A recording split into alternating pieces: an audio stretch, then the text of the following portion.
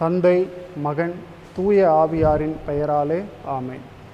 கிறிஸ்துவில் பிரியமான சகோதர சகோதரிகளே, இயேசு சிலுவையில் தொங்கின பொழுது கூறிய இறுதி 7 வார்த்தைகளை நாம் தியானிப்போம். முதலாவது வார்த்தையை இன்று நாம் தியானிப்போம். லூக்கா நற்செய்தி 23ஆம் அதிகாரம் 33, 34 இறைவசனங்கள். மண்டை ஓடு எனப்படும் இடத்திற்கு வந்ததும் அங்கே அவரையும் வலப்புறம் ஒருவனும் இடப்புறம் ஒருவனுமாக அக்குற்றவாளிகளையும் அவர்கள் சிலுவைகளில் அறைந்தார்கள். அப்போது இயேசு, தந்தையே, இவர்களை மன்னியும், ஏனெனில் தாங்கள் செய்வது என்னவென்று இவர்களுக்கு தெரியவில்லை என்று சொன்னார். அவர்கள் அவருடைய ஆடைகளை குலுக்கல் முறையில் பங்கிட்டு கொண்டார்கள். ஆண்டவரின் அருள்வாக்கு. கிறிஸ்துவே உமக்கு புகழ். பிரியமானவர்களே, இயேசு சிலுவையில் தொங்கிக் கொண்டிருக்கிறார். அவரால் மூச்சு விட முடியவில்லை. 2 ஆணிகளிலே இயேசு தொங்கிக் கொண்டிருக்கிறார். 2 கரங்களிலும் ஆணிகள் அடிக்கப்பட்டிருக்கின்றன. இயேசுவினுடைய முழு எடையும் அதுதான் தாங்கிக் கொண்டிருக்கிறது. அந்த நேரத்திலே அவர்களால் மூச்சு விட முடியாது.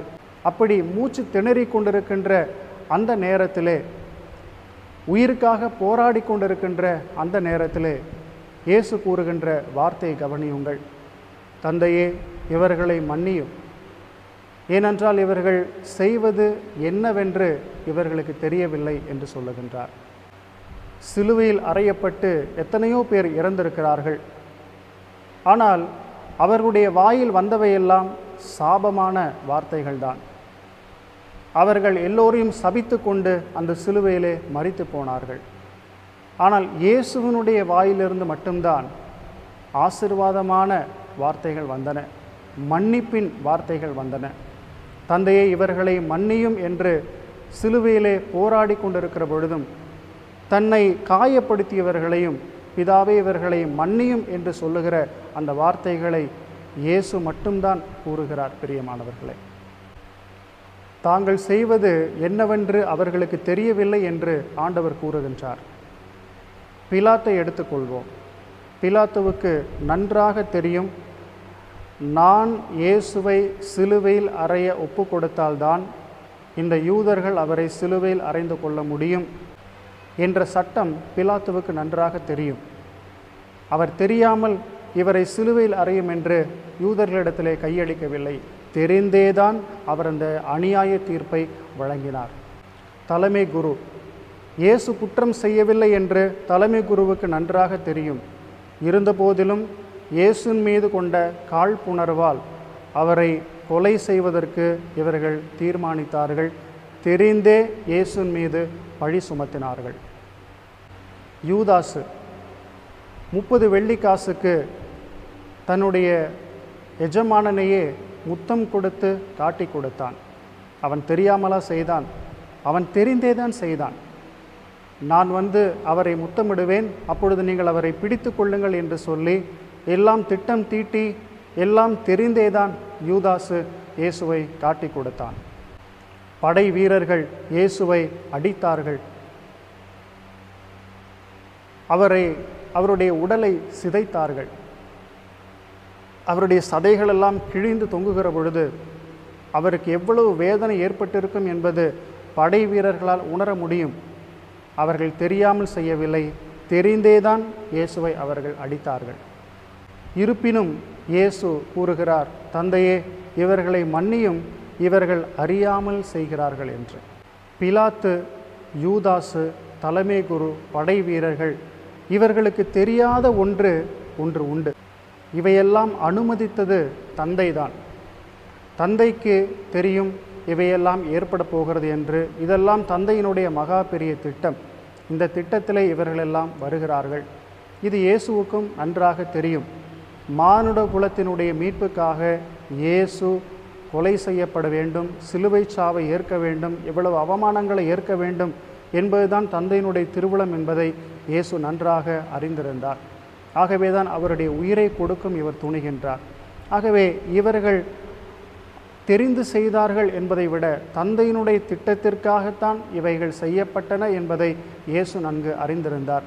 ஆகவே தான் அவர் சொல்லுகிறார், தந்தையை இவர்களை மன்னியும், இவர்கள் அறியாமல் செய்கிறார்கள் என்று. என் தந்தை நினைத்தால் வானதூதர்களுடைய படைகளை அனுப்பி என்னை காப்பாற்றுவார் என்று சொன்ன இயேசுவுக்கு நன்றாக தெரியும், தந்தை கடவுள்தான் என்னை இதற்காக அனுமதிக்கிறார், நான் வந்ததனுடைய நோக்கம் இதுதான் என்பதை இயேசு நன்றாக அறிந்திருந்தார். மத்தேயு நற்செய்தி 26வது அதிகாரத்திலே நாம் வாசிக்கின்றோம், கெத்செமனே தோட்டத்திலே இயேசு கதறி அழுது ஜெபிக்கின்றார்.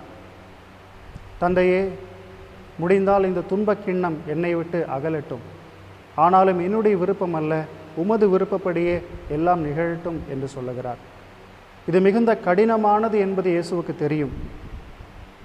இருந்தாலும், தந்தையே, இது உம்முடைய சித்தமானால் இதை நான் நிறைவேற்றுகிறேன், உம்முடைய திருவுளமே என் வாழ்க்கையில் நிறைவேறட்டும் என்று சொல்லி இயேசு தன்னையே முழுமையாக ஒப்புக் கொடுக்கிறார். இது தந்தையின் விருப்பம் என்றால் அந்த துன்பம் என்னை அழிக்காது. தந்தை என்னை ஒருபோதும் அழிக்க மாட்டார். இந்த மானுட குலத்தினுடைய மீட்புக்காக என்னை பயன்படுத்துகின்றார் என்று மகன் இயேசு கிறிஸ்து நன்றாக அதை அறிந்திருந்தார். என்னை மகிமைப்படுத்தவும் இந்த மானிட குலத்தை மீட்கவுமே தந்தை கடவுள் இதை செய்கிறார் என்பதை இயேசு நன்றாக அறிந்திருந்தார். இயேசு யூதாசினுடைய முத்தத்தை ஏற்றுக்கொண்டார். அது யூதாசிடமிருந்து அல்ல, மாறாக அப்பாவிடமிருந்தே அவர் அதை ஏற்றுக்கொண்டார். அப்பாவுக்கு தெரியாமல் இது நிகழாது, அப்பாதான் இதை அனுமதிக்கிறார் என்று சொல்லி அப்பாவிடமிருந்து அதை அவர் ஏற்றுக்கொண்டார். கற்றூனில் அடிக்கப்பட்டார், சதைகள் கிழிந்து தொங்கின. அந்த படை வீரர்களிடமிருந்து அந்த அடியை அவர் பெற்றுக்கொள்ளவில்லை, மாறாக தந்தையிடமிருந்து அதை பெற்றுக்கொள்ளுகிறார். இது தந்தையின் விருப்பம் என்பதால் நான் ஏற்றுக்கொள்ளுகிறேன் என்று தந்தையிடமிருந்து அதை அவர் ஏற்றுக்கொள்ளுகிறார். இவனை சிலுவையில் அறையுங்கள் என்று சொல்லி பிலாத்து யூதர்களிடத்தில் ஒப்புக் கொடுத்த பொழுது பிலாத்துவினுடைய தீர்ப்புக்கு இயேசு கீழ்ப்படியவில்லை, மாறாக தந்தையிடமிருந்தே அந்த தீர்ப்பை அவர் பெற்று அவர் அதற்காக கீழ்ப்படுகின்றார். படை வீரர்களிடமிருந்து இயேசு அந்த சிலுவையை ஏற்றுக்கொள்ளவில்லை, மாறாக அப்பாவிடமிருந்தே அந்த சிலுவையை இயேசு ஏற்றுக்கொண்டார். இரும்பு ஆணிகள் அவருடைய கரங்களிலும் கால்களிலும் அடிக்கப்பட்டன. அவற்றை படை வீரரிடமிருந்து அல்ல, அப்பாவிடமிருந்தே அதை ஏற்றுக்கொண்டார். இது ஒரு மறைபொருள். அப்பா, இது உமக்கும் எனக்கும் மட்டும் தெரிந்த ஒரு மறைபொருள், இது ஒரு ரகசியம், இது இவர்களுக்கு தெரியவில்லை என்று சொல்லிதான் அவர் சொல்லுகிறார், தந்தையே இவர்களை மன்னியும், ஏனென்றால் இவர்கள் அறியாமல் செய்கிறார்கள் என்று.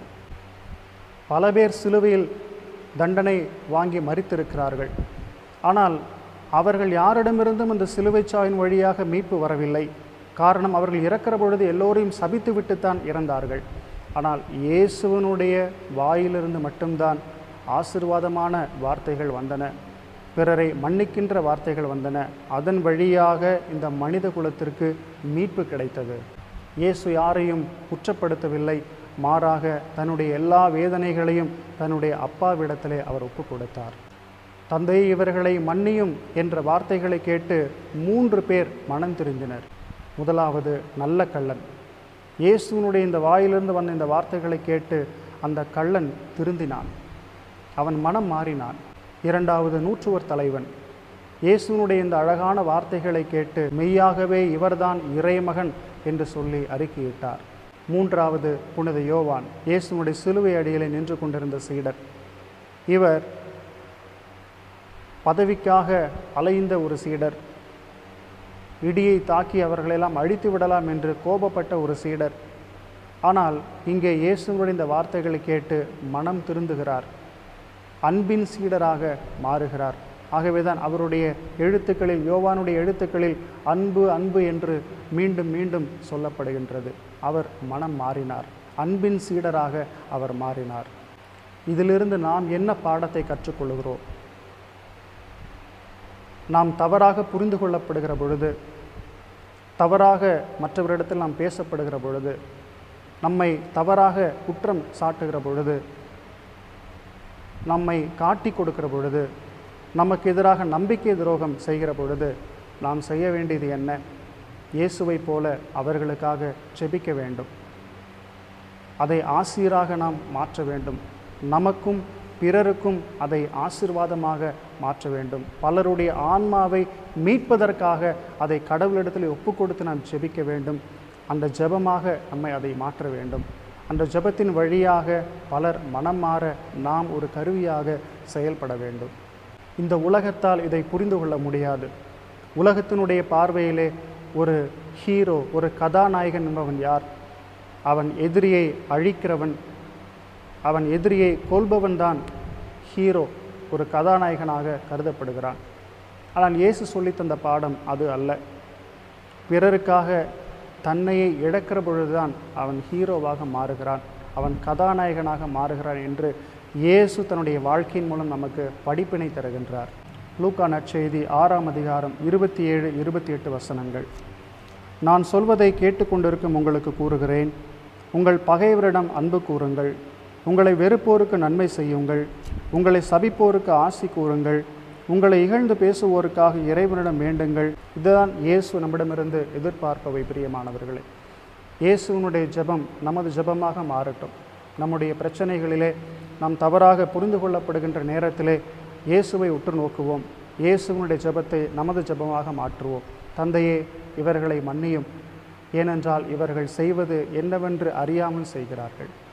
எல்லாமுள்ள இறைவன், தந்தை, மகன், தூய ஆவியார் நம் அனைவரையும் நிறைவாய் ஆசீர்வதிப்பாராக. ஆமென்.